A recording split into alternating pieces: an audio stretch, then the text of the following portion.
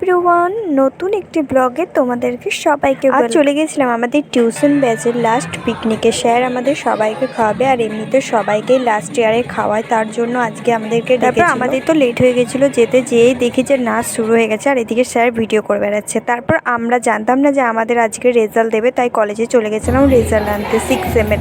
তারপর এসে দেখি আবার নাচ, আমরা সবাই মিলে খুব এনজয় করেছি। এটাই হচ্ছে লাস্ট মুহূর্ত যে সবার সাথে দেখা হয়েছে।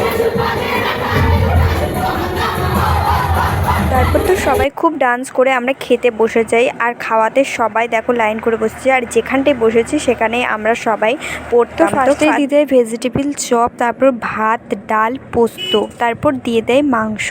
আর এদিকে দেখো আমরা ডান্স করছিলাম, ওটা স্যার ভিডিও করে এবার টিভিতে লাগিয়েছে, সেটাই দেখতে দেখতে আমরা খাচ্ছিলাম। তারপর তো চাটনি, পাঁপড়, মিষ্টি, আর লাস্টে ছিল দই আর আইসক্রিম।